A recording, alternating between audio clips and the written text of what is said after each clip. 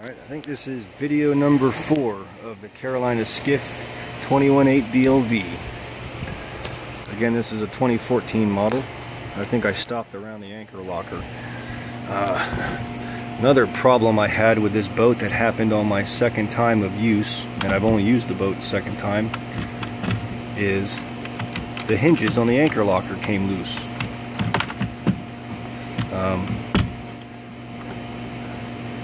If you'll notice, I can just reach in here and pull these screws right out. My son was sitting in that front seat right there and damn near got hit in the face.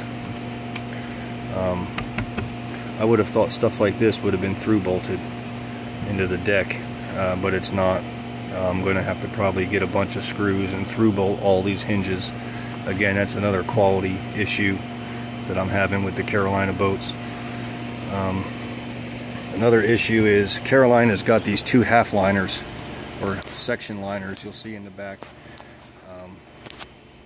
These things right here, they actually just bolt on the internal liner, and they're bolted on with these things right here, these little bolts, through bolts. They got lock nuts on the back of them. Every single one of these turns and is loose. This happened on the last trip out. I can literally pick them up, some of them 1/16 of an inch. So, and they got lock nuts on them, so I don't think they came loose. I think the deck compressed. I'm a little concerned about that, what's going to happen in the future. But yeah, every single one of these bolts on the front deck anyway, I can turn by hand and actually lift up a little bit. I did check the back bolts. They're all snug and secure.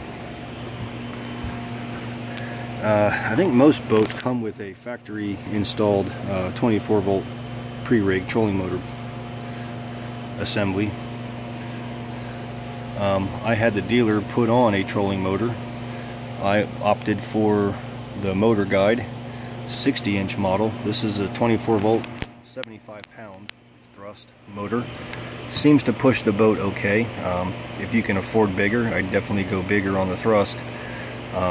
But definitely on these boats, and I've read some discrepancies and things like that about them, but I found you cannot be shorter than a 60-inch.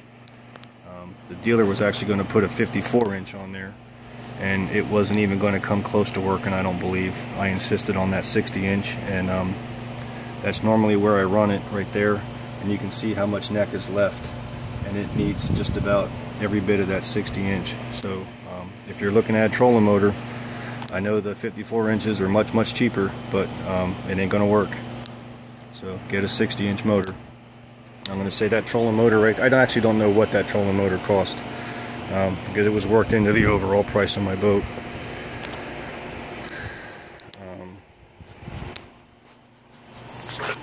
That's about it on the front bow.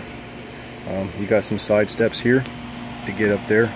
I typically don't use them. Again, I'm 6'6", so I don't have any problem just stepping up onto the deck and getting up there. The deck does seem to be a little wobbly or squishy.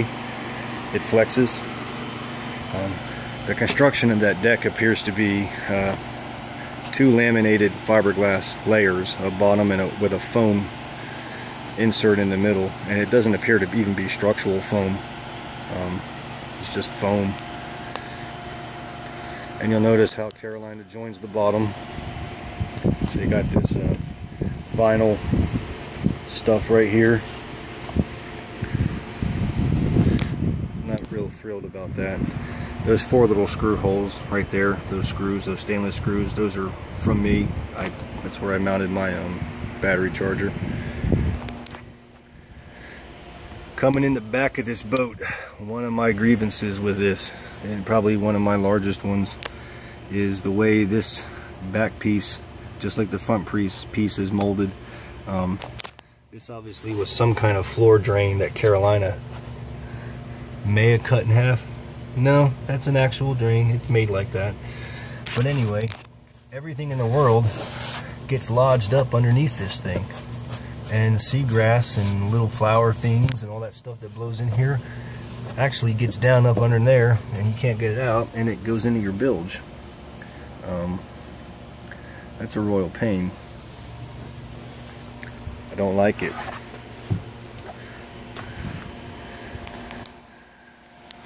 I think I gave some stats on engine speeds and boat speeds and those kind of things in earlier videos, but this boat seems to top out with that 140 at about 44 miles an hour, swinging that 14 by 20 pitch prop. Again, I think it's under propped. I think it should be easily able to have a 22 on it. Having a hard time trying to keep the boat on the plane at around 3,500 RPM, and most of the boat tests that I looked at with a Suzuki 140 were actually cruising at 20 miles an hour at 3,500 RPM. This boat will not stay on a plane at 3,500 RPM, so I have to cruise about 38 to 4 grand to keep it on a plane.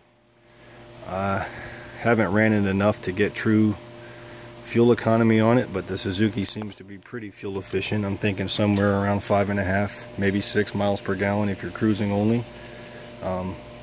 You open it wide open, like any outboard, she's going to suck fuel.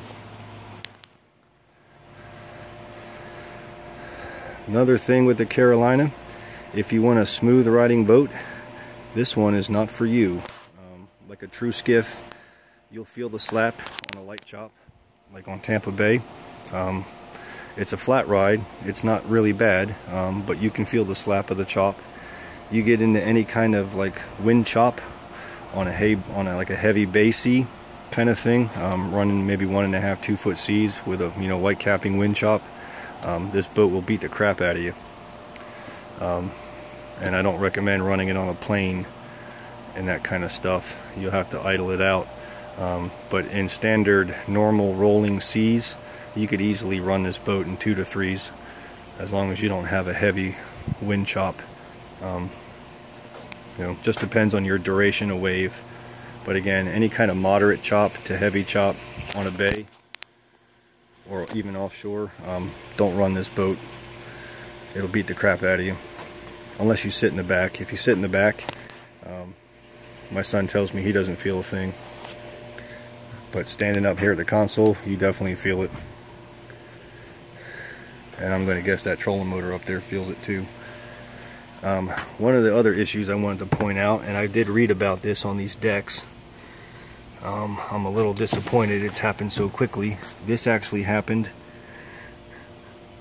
bringing this boat home from the dealer. All I did was trailer it, and I'm already starting to get stress cracks and spider cracks. That's a pretty big one behind the starboard rear cleat. I got one there, and I've got one right back there. And my guess is the way these decks are manufactured, they're not real rigid, because if they were, these screws wouldn't be coming loose, that these things are actually compressing. But this right here looks like that screw was a little tight, and it's literally spider cracked that deck. You can see it. But this one right here is the one that I'm really upset about. I mean, it stars out pretty good, and it's actually grown a little bit. And this was like this before the boat even went in the water. I did not demo this boat from the dealer. I actually bought this boat over the phone, and salesman handled all the financing, all that kind of stuff, right over the phone. Dealer was actually pretty good. I got no grievances with the dealer. They made it pretty easy for me, pretty smooth transaction, but I did not demo the boat.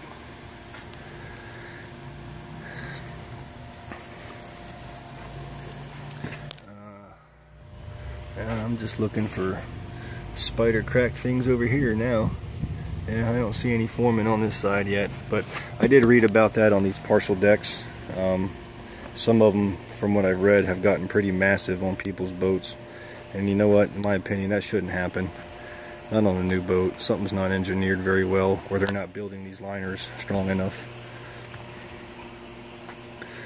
I will say this, looking at where I have my cooler, that deck's actually not flat. It actually dips in the middle, which is one of the reasons why I put the 70-quart cooler there. I don't really ever want to stand on that, because it does flex.